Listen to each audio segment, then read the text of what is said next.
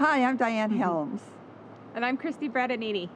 and we are here today in beautiful Nevada City in front of an old Victorian. It's a gorgeous place to live. Yeah, I'm a native to the area and I can't wait to show you my favorite places. We have been loving this area and living this area for over 40 years. We can't wait to take you on a tour of some of the highlights of the areas that we like the most. So right now we're standing in Nevada City in front of the Nevada Theater, a wonderful place if you love live theater. And it's one of the oldest existing theaters in California. It is. Mark Twain was here, Jack London was here. It's got some great history and great theater still. Is the type of history that we have here, the gold miner days and all these fabulous old Victorians and vintage homes in our area. All the Victorians that are, every other house in that area, and they're just beautiful. There's such culture here. One of my favorite things are the rivers. Oh, yes. The rivers are right at our fingertips, and they're just such a great place to go cool off. Rock outcroppings and places to explore, and it's just a few minutes from downtown. Exactly. And the trails, lots of hiking, mountain biking, horseback riding trails in this area. I mean, well, we have BLM land is, all around us. And so it's a lot of open land that you can take your mountain bike and go for miles and miles, get on your horse and do that, stop by the streams and the Yuba River, like you said. And also, the Empire Mine, we just kind of take that for granted because we live here. But that is wonderful history and a great tour to go there. It's also a great destination for family portraits or senior portraits for your student. Oh. Boy, those turn out. I've seen some real beautiful wedding pictures and Yes, yeah. family portraits. There's a lot of great wedding venues around here, I've noted, Yeah, there's just so much to offer here, and I think it's quality of life and family and just things to do, not just if you're not into bicycling or hiking, if you're into just in history and checking out the area or music or theater or the arts. There's just so much here. I know, from young to old, whether you're retiring or beginning a family or it's just the place you want to reside, it's just got everything. It's got something for everyone. So we'd like to thank you for joining us today. Right now we're here in Nevada City in front of the Miners Foundry, a very historic building with a wine tasting room right next door. And again, I'm Diane Helms. And I'm Christy Brattanini. And we are a mother-daughter team. Thank you for touring with us today.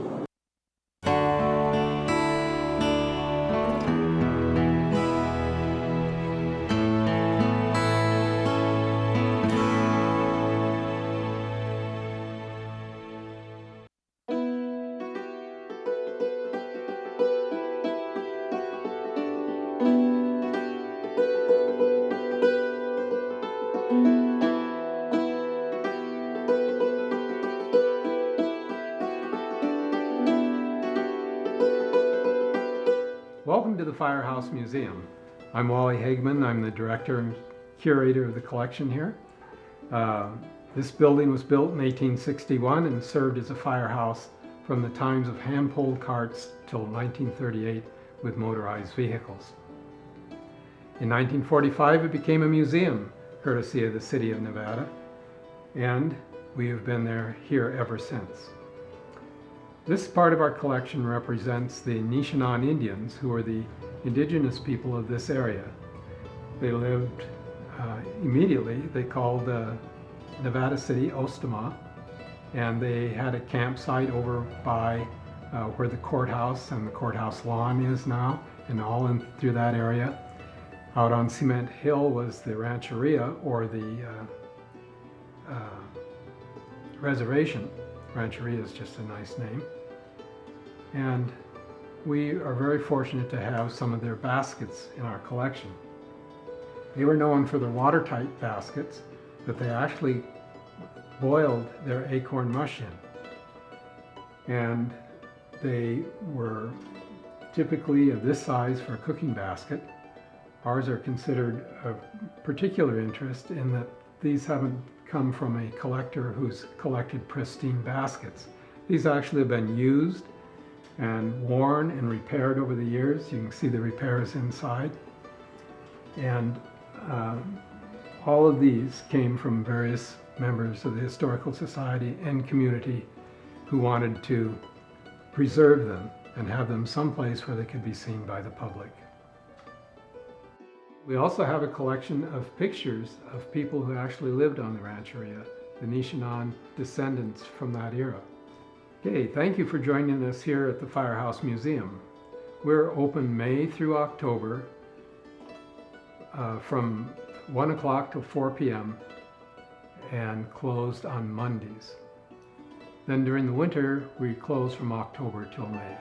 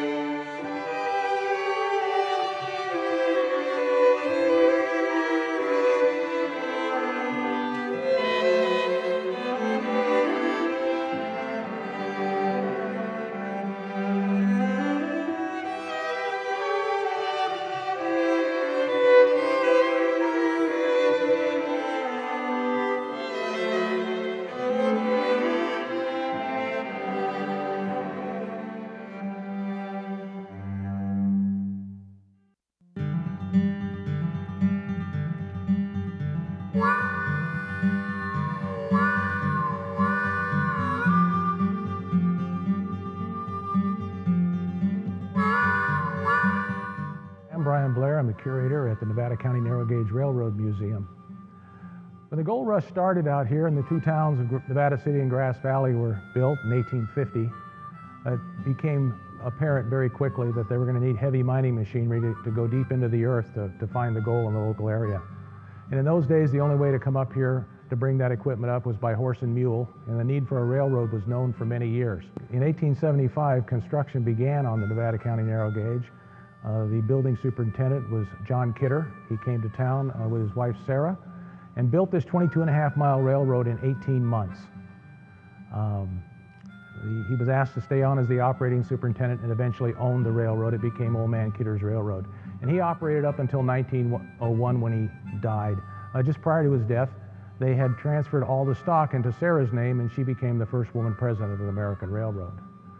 The railroad was used, in addition to hauling all of that equipment, mining equipment, all the outgoing products from this area, whether it was finished lumber, dairy products, even copper ore for a time, were shipped via the narrow gauge down to Colfax, where it was all loaded onto the Central Pacific in the first days, later the Southern Pacific, and today it's the Union Pacific.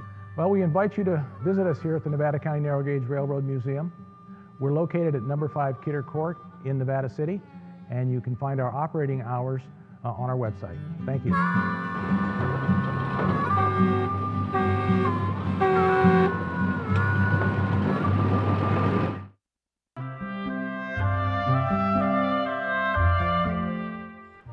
Hello, I'm Shalene Holland, manager of the Alta Sierra Biblical Gardens. I invite you to visit our beautiful gardens with Christ as its theme.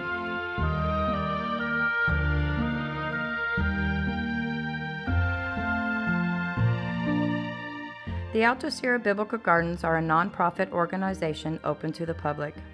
These lovely gardens dedicated to God are available for events such as weddings, church and memorial services, and baptisms for a donation. Our gardens tell the story of Christ through statues and artwork displayed along the shady garden paths.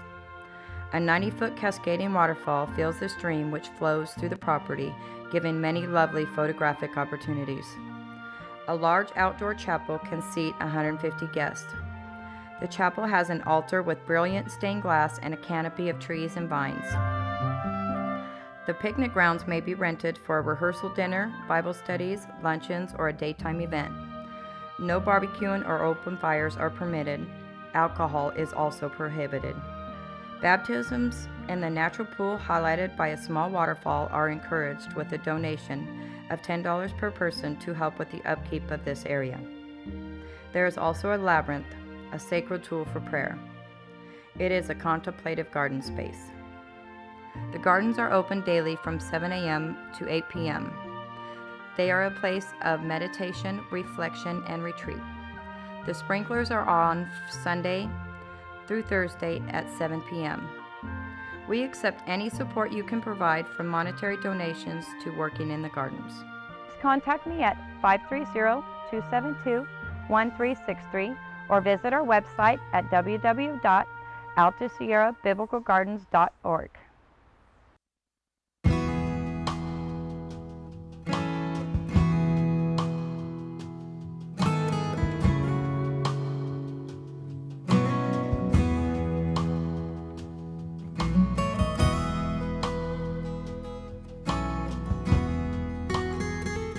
Hi, it's Marty Caldwell. We're at Rough and Ready Vineyards and Guest House. It's a family-owned vineyard and guest house here that sleeps 16 people. We're welcoming you here to see a little bit more about our wonderful facility.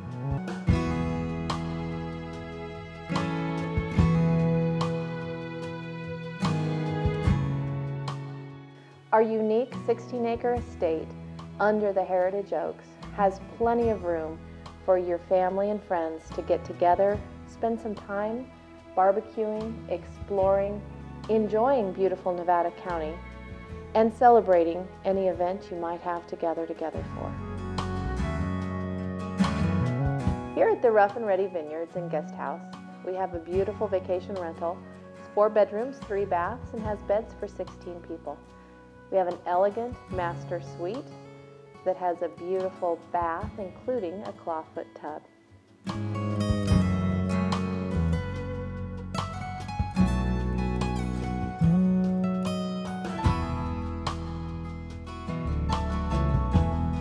One of the most unique features here at the guest house is our beauty salon. It has a chair and sink. We also have a dressing room. Besides the master bedroom, we have 3 private bedrooms and a sunroom, all featuring sleeping for your guests. We have a great room that features a wood-burning stove, a large screen TV complete with satellite. We have a fully equipped kitchen that really is a perfect place for a family to gather, cook together, and share.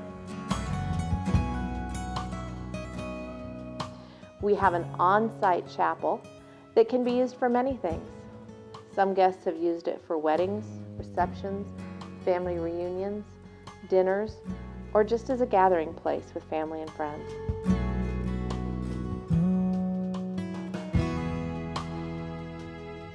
Our beautiful 16 acres features an Italian marble gazebo, many meadows, a bridge over our seasonal creek, and of course our family vineyard, which you're free to walk through or even plan intimate dinners between the vines.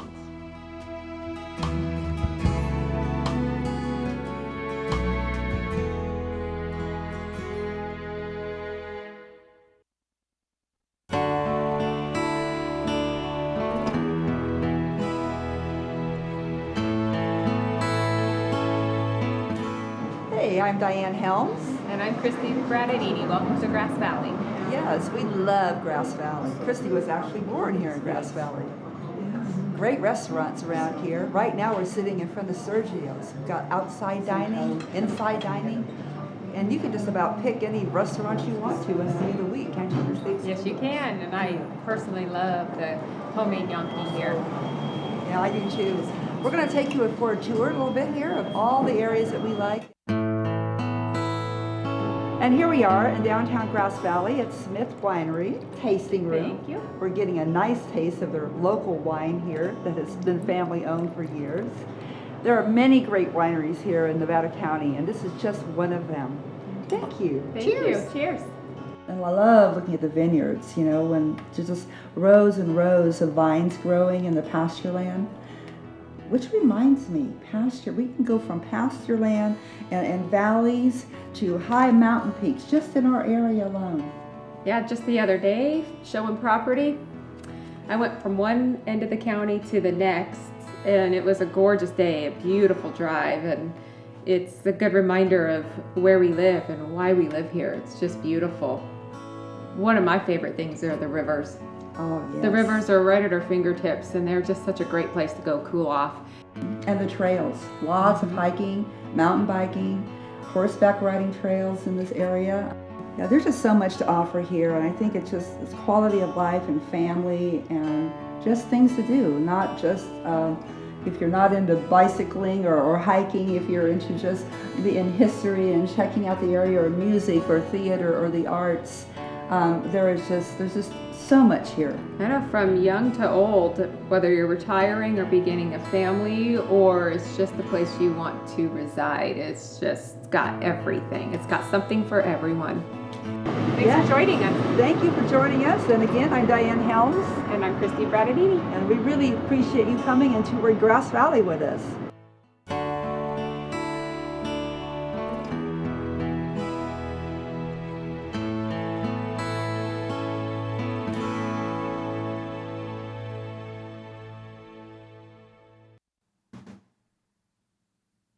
Hi, I'm Heather McDonald, and today I'm on the town in historic downtown Grass Valley.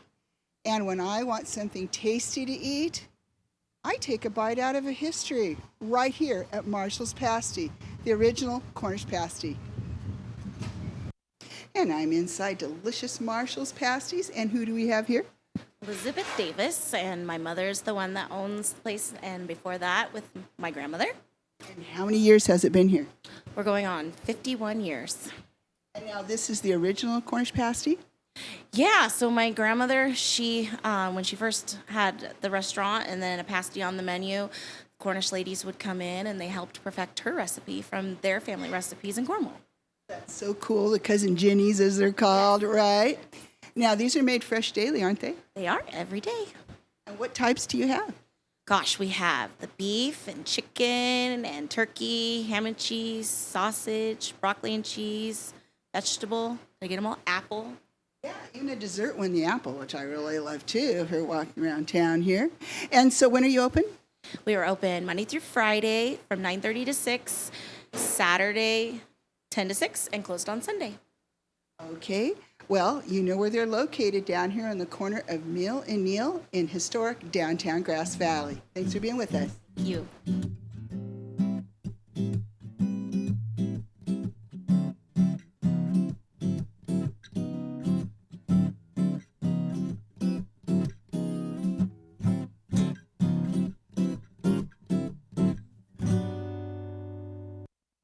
I'm at the corner of South Auburn and Empire Streets, and I want you to meet my chiropractor, Dr. Darwin S. Leak here of the Chiropractic Plus Clinic. Hello there, I'm Dr. Darwin Leak, owner and operator of Chiropractic Plus in Grass Valley, California.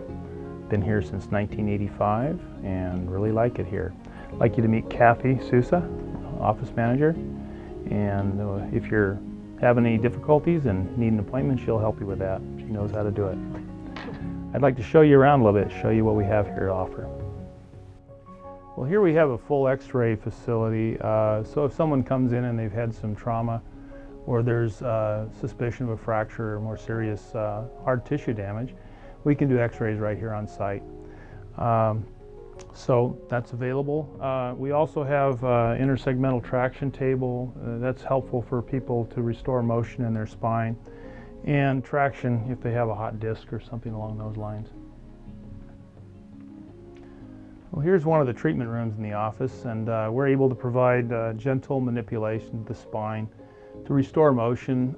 People have trauma, they have injuries, they overdo it at home. Chiropractic manipulation has been shown to facilitate and speed up healing processes. We deal with motor vehicle accident patients, weekend warriors that go out and overdo it on their bicycle or in their triathlon or whatever. And we have ultrasound therapy and laser therapy available. There are conditions that respond well to that, sprains, strains, soft tissue swelling. We also offer massage therapy and have a massage therapist on staff to meet your needs there. We welcome you to come in at any time. Thanks.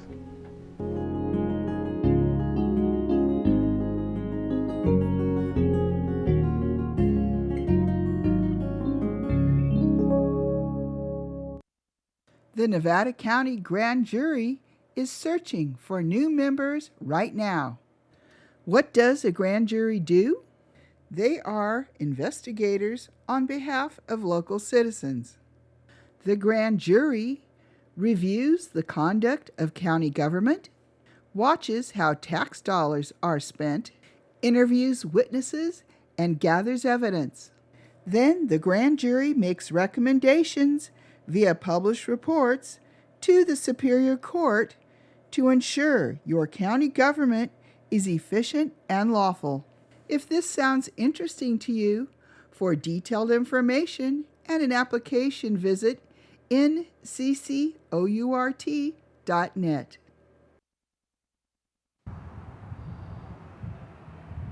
Hi, Heather McDonald here on Highway 49 at Euro Motors. And today we're going to find out when you should be changing that windshield wiper blade. Christoph at Euro Motors over here on Streeter Road off Highway 49 in between Auburn and Grass Valley. One thing I wanted to show people a little bit about is how to check or change their wiper blades. We see way too many cars come in here with wiper blades that are just, they don't wipe. They smear or they barely wipe. It's probably one of the cheapest things you can do. A lot of accidents happen in poor weather due to poor visibility, which directly relates to wiper blades. It's, like I said, a very cheap and easy thing to do yourself. There's very many different types of wiper blades out there, but for the most part, most all wiper blades, they're just a giant squeegee, and that's rubber. And as time goes on, the rubber wears out, it gets brittle. I've seen multiple times where the squeegee part actually just completely separates and there's nothing there. Like I said, there's a lot of different designs. Modern technology, most wiper blades are a one-piece design. there's these older styles with multiple contact points. For the most part, they're all pretty much the same price. The one-piece design's a little more expensive. They last a little longer due to just less moving parts. The easiest way to change your wiper blades is to what you call put them in service mode. Like this car, you know, I can't change the wiper blade, it hits the hood. 90% of the European cars, it's gonna be like that. You can't change the wiper blade unless they're in a position where you can actually change them. So what you usually can do is, you know, you can turn the wipers on and you turn the ignition off when they're in the up position. In the industry, we call this service mode for the sole reason that's how you service them. All wipers are different. Some are very difficult to take off, some are very easy. You just gotta have a little patience and just kind of look at it in the design. Most of them will have some sort of clip that you just pop off. This one doesn't have a clip, so you would just pull it straight down. A lot of the Audis have a very complex system, but for the most part, if you look at it, you can kind of study it, see how it works. Like I said, this one, they just clip off, just like that. Very easy, pop the new ones on. The best way to see if you have the correct wiper blade for your vehicle is to measure it with a tape measure to see how long it is. All wiper blades across the board come in inch sizes. You know, you measure it by the inches. The other thing is most cars these days, especially the European cars, very specific on the wiper blades. So you can buy a kit where it's both wiper blades together for your specific vehicle. You have passenger and the driver. Another important thing that's also often overlooked is the rear wiper blade. You know, not having a correct rear wiper blade, you know, could cause damage to the rear windshield. A lot of people don't use it, but one thing you got to remember is most cars, if you have the front wiper blades on in the rain and you put the vehicle in reverse, that rear one's going to wipe a couple times. I can't tell you how many cars I've seen come in here with scratched rear windows, which could have been avoided by replacing the wiper blade, which, you know, a rear wiper blade could be anywhere from $5 to $30 or $40. It's a very, very cheap, you know, way to ensure you can see the road and you don't cause damage to your windshield. And like I said, for the amount it costs to do your wiper blades, it's a no-brainer. It's very easy to do. It's not very expensive to do at all. I'm Christoph here at Euro Motors off Streeter Road, off Highway 49 in between Auburn and Grass Valley. We specialize in European vehicles. We repair them. We pretty much do everything except body work.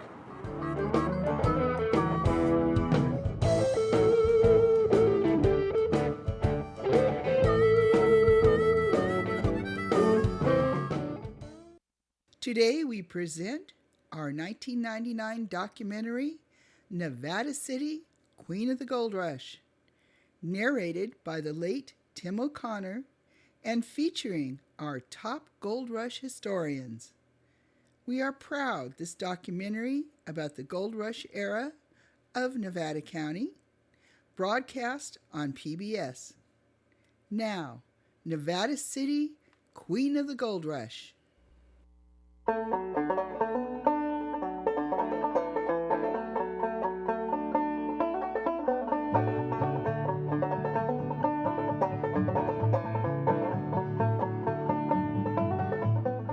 In 1849, California was the land of golden dreams and rich opportunities. Gold-hungry prospectors flocked to the Sierra Nevada foothills, anxious to grab up nuggets from cold, rushing streams. Overnight, mining camps became towns, and almost as quickly, these towns were abandoned. The lure of easier pickings up the road made a gold town a ghost town within months. But there was one great city which endured, a city that became the queen city of the gold rush, Nevada City.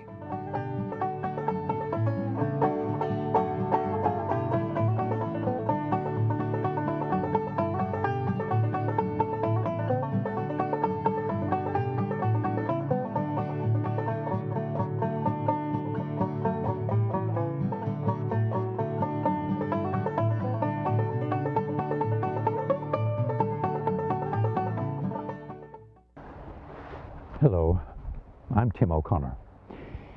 California virtually was the center of the world during the gold rush era period of between 1848 and 1856. I mean, thousands of gold seekers came from all over the world to the Sierra Nevada foothills here. And these migrants built and established hundreds of towns up and down the 49er Trail. I guess just following the next call for the next gold strike. Most of these towns today would just be colorful names on a historic map, but not Nevada City. This center of the gold rush thrives today as a modern-day tourist mecca, while it still clings very, very tightly to its historic past. I mean, this city has preserved so many of its gold rush era buildings that downtown is listed on the National Register for Historic Places. Why did Nevada City become the most famous and influential of all the gold rush era cities? Well, come along with me. I'll introduce you to some colorful characters and some famous faces and some golden discoveries that led to her fame and fortune, and also to her indelible mark on California.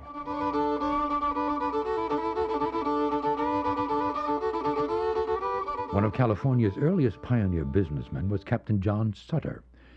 He was building a sawmill along a fork of the American River at Coloma, near Sacramento. In charge of the mill was his partner, Marshall from New Jersey. One winter morning, Marshall had his Mormon workers shut off the water to the mill race they were digging. He walked the shallow water of the mill race, checking the depth of the ditch. Marshall noticed small pebbles of a dull gold color under the water. As he gathered the small pebbles and flakes, Marshall was hopeful it was real gold he held in his hand. It was January 24th, 1848. Within the year, the world would hear about the gold discovered in California, and the world would come.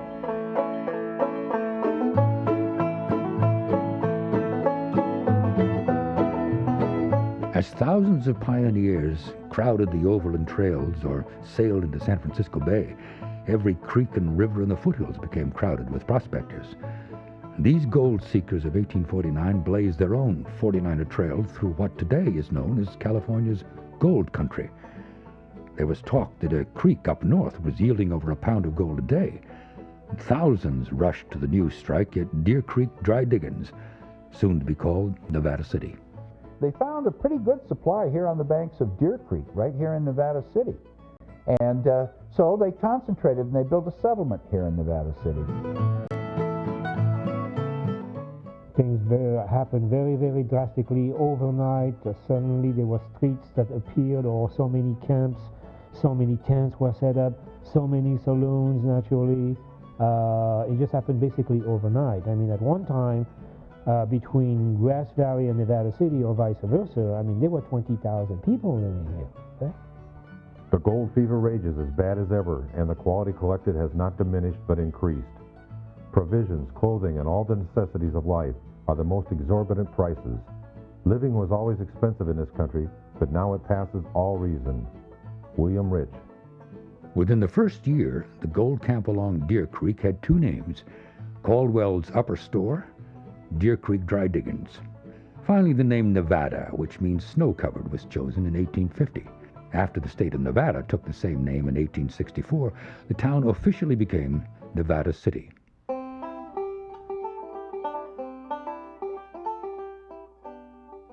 The first mining that was done in California was all placer mining.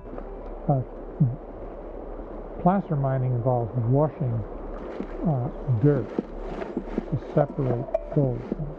Gold is heavier than most other kinds of materials that you commonly find, most other minerals, and certainly most dirt. And so that one of the ways that you can use gravity and water to separate these two things.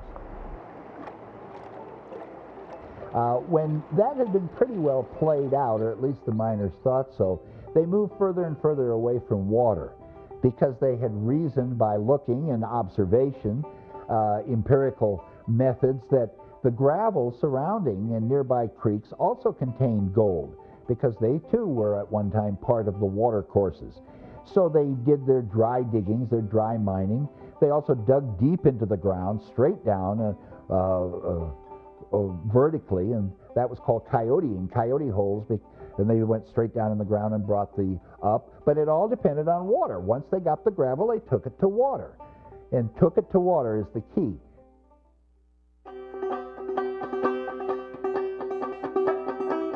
Prospectors had dug up great piles of gold-rich dirt. Now their task was separating the tiny gold flakes from that dirt. But the current method of hauling the dirt to the water, and then pouring water into the sluice box, was slow and back-breaking work. There had to be a better way. It took a couple of enterprising Nevada City prospectors to find a more efficient method of taking gold from the earth, and California's terrain would be changed forever.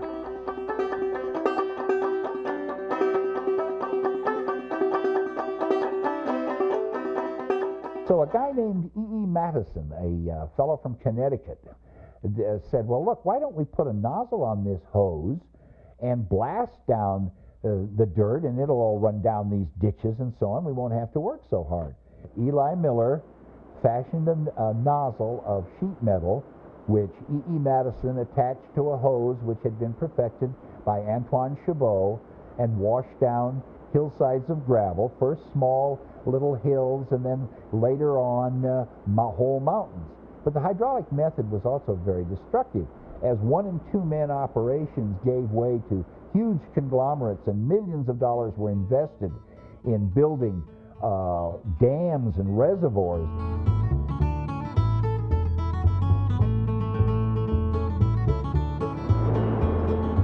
With all this water power needed for mining, a young Nevada City miner switched from gold digger to water supplier. Charles Marsh found that prospectors too impatient to build their own water systems would pay Marsh for his water. Charles Marsh then embarked on a business venture that would one day switch electric power on in California. A man named Charles Marsh, who incidentally also apparently was the first white miner to arrive at Nevada City on July 30th, 1849, and stayed here. And stayed here for the rest of his life, at least until the last 2 or 3 months of his life. And he made a career, among other things, of developing water sources and creating mining ditches. And one of the very first ditches bringing water into the diggings near Nevada City was one that he and some partners who put up the money and did some of the work put together in the fall of 1850. And it ended up bringing water into a reservoir up about where the county building is now, the Rood Center, up on the hill above Nevada City. There are different ways of carrying water. You couldn't always run it along in dirt bottoms, because oftentimes as you came down the mountain, you for instance crossed a ravine where a stream was coming down there, where water drained down through. So every time they crossed a ravine, every time they crossed a channel, they would build a flume, which is essentially a trough. It's like a watering trough with no end. The water that spilled down the great flume works to the mines came out of dams high in the Sierra, dams built by Charles Marsh of Nevada City. By 1854, he owned the consolidated Rock Creek, Deer Creek, and South Yuba Canal Company. His company would eventually become the first of more than the 500 corporations today that make up Pacific Gas and Electric Company.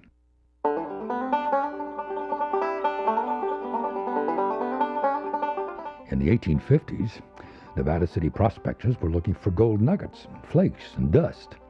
They panned streams or dug into the dirt. Then, in June of 1850, George McKnight stumbled over an outcropping of quartz rock in neighboring Grass Valley. The rock was ribboned with gold. It was the first discovery of gold in quartz in the area. A few months later, another ledge of gold in quartz was discovered, and this ledge would lead to an underground mountain of gold and the greatest gold mine in California, the Empire Mine. arguably it could be the greatest quartz mine. It was certainly one that operated off and on over a longer period than any other mine. It was closed for, like most mines, it was closed for long periods at times, but it was first discovered about 1850, and it did not actually stop producing gold until about 1956. So that was more than 100 years.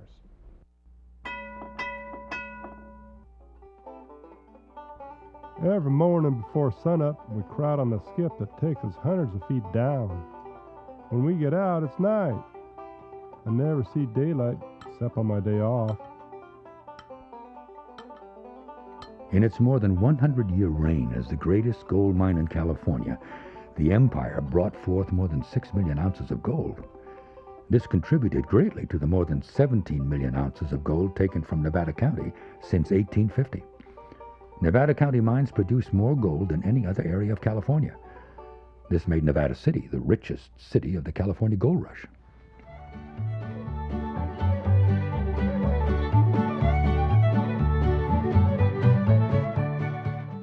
As a result, people wrote about this, they talked about this place, and more people came just because they had to see. The people who came would add their own mark on the Queen City of the Gold Rush, and some made their mark on the entire state of California and the world.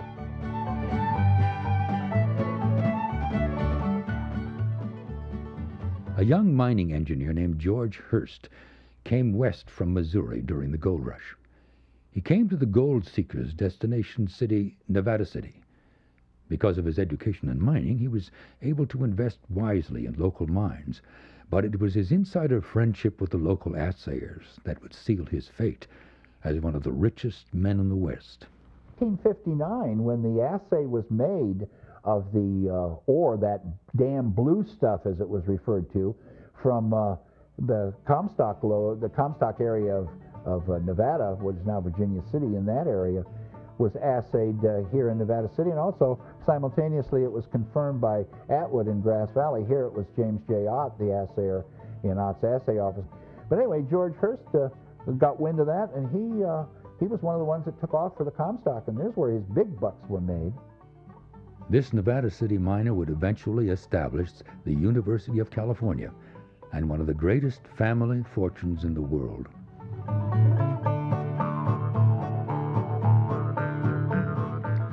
He would one day be known as the greatest American author of his time, but when Samuel Clemens arrived in Nevada City, he was taking his first steps on the long road to fame and fortune.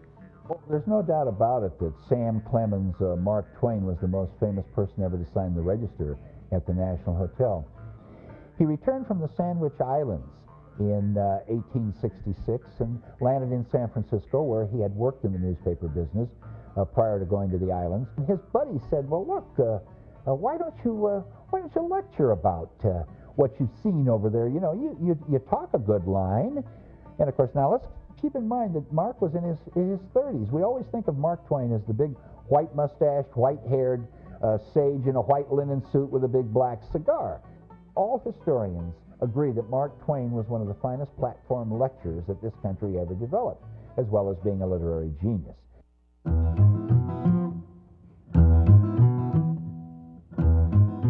She was a great beauty of the gold rush era, who came to perform and then stayed for several years. Dancer Lola Montez was already a legendary femme fatale when she arrived in July 1853. Her famous act was called the Spider Dance because she would knock imitation spiders off her hoops as she danced, in quite daring attire. She was also noted for her affairs with the rich and the famous. She was credited with starting a revolution in Bavaria as the mistress of King Ludwig. Lola encouraged scandal, but may have grown tired of being notorious when she decided to retire for a few years near Nevada City. She was quite a celebrity during her stay between 1853 and 1856.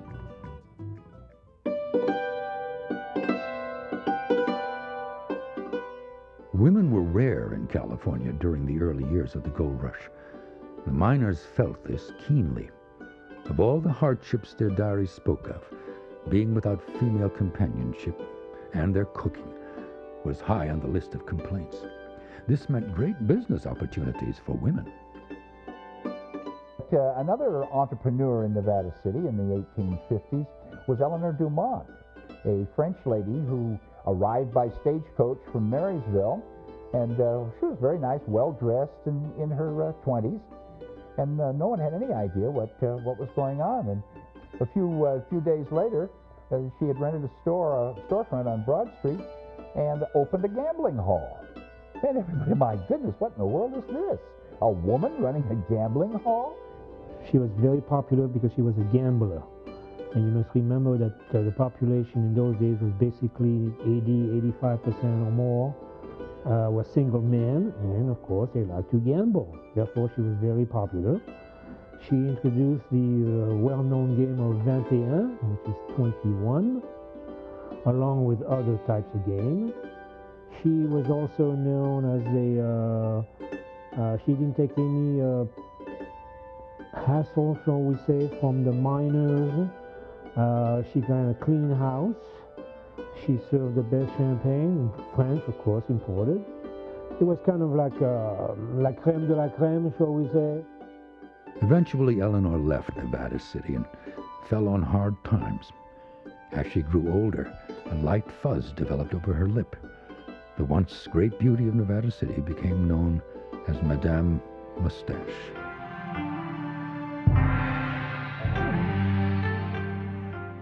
As Nevada City grew rich in gold, the Queen City of the Gold Rush also grew rich in cultures. The most colorful and dominant of all the new immigrants were the Chinese. Well, there was Chinese arriving here in 1849, 50, 51. Roughly about 6,000 to 8,000 arrived by 1852. They were kind of late comers on the gold rush. Then in 1852, about 20,000 Chinese came over. Most Americans thought it was their gold, and they weren't going to let these guys get any of their gold. So they would come up through Deer Creek, the Yuba, and start just working for gold, and the white guys would chase them off and tell them to leave and destroy all their things. The Chinese were tolerated in Nevada City. During the gold rush between 1849 and 1856, they were needed as laborers to build the ditches, flumes, and dams for hydraulic mining. A good portion of Commercial Street in Nevada City became Chinatown. Through my research of the whole gold country, Auburn and Nevada City are the only two towns that really have anything left that was Chinese. The Chinese were always an important source of labor for building projects. In addition to building the intricate flume and ditch systems during the gold rush, their labor talents were also needed for Nevada County's biggest project of the 1870s. A railroad line was finally going to be built, linking Nevada City and Grass Valley with the Central Pacific Line to San Francisco. And the Chinese were needed to help lay the tracks over steep mountains and around sheer cliffs. Tracks for the new Nevada County Narrow Gauge Railroad.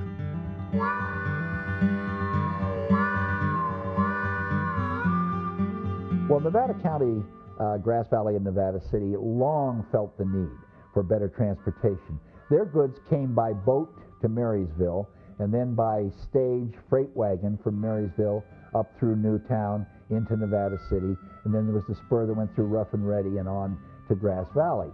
Of course, this was fine in the summer, but in the winter, when the mud was axle deep, it was really rough. As I said, a railroad was a status symbol, and also was an absolute economic necessity. So they started building in 1874, and of course they built from Colfax toward Grass Valley and Nevada City. They had to do that for obvious reasons. The rolling stock and the rails and so on came off the Central Pacific freight trains at Colfax. They had to build a large trestle across the Bear River. And in 1876, the railroad was ready to operate. And it was narrow gauge, 22 miles long, and it served the community well, clear up until 1942.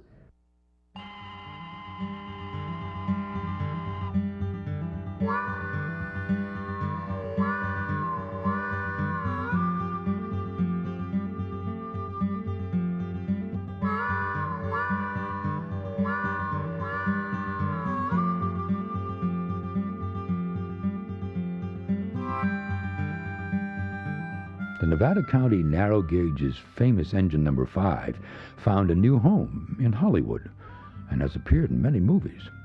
However, Nevada City citizens brought the steam engine back home in a continuing effort to preserve the Queen City's historic past. Well, Nevada City, as you think, could still be called the queen of the northern mines. I mean, the architecture is still there, thanks to a great ordinance which was passed several years ago, and the works by several individuals as well as the historically minded persons who devoted all their energy to make this town what it is today. I mean, it is on a register of historic places, national places. It's a unique town that there is none like it up and down the Mother Road. I mean, the architecture, some of it actually is the same as in Sonora or Jackson, Auburn or Placerville or whatever, but nevertheless, it is truly unique. Today, Nevada City is an outstanding, if not the outstanding example of Gold Country architecture in the state of California. The League of California Cities selected Nevada City as a prime example of a town pulling itself up by its own bootstraps. All of these old buildings in downtown Nevada City are historic, not only in fact, but in terms of being registered with the federal government and the state government. There's a national registry in which the whole district is a historic district. There aren't very many places in this country where so many blocks are set off that way.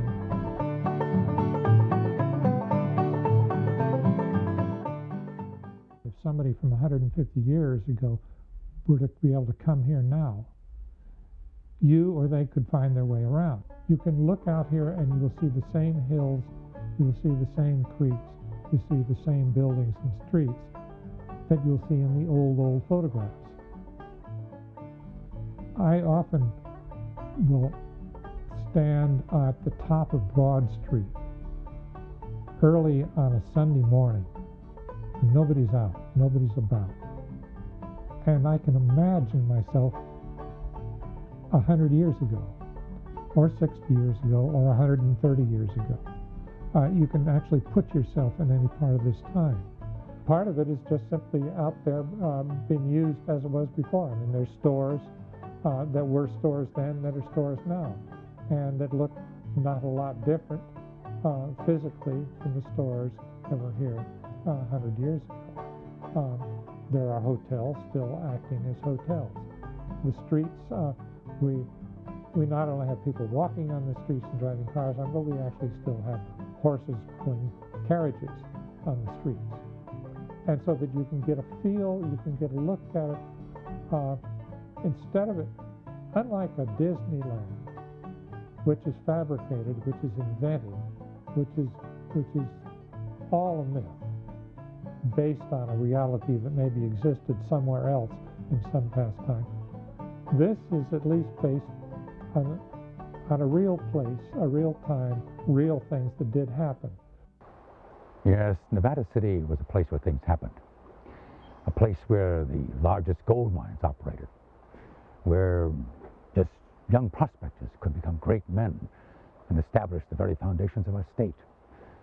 A city that gold seekers the world over made their destination.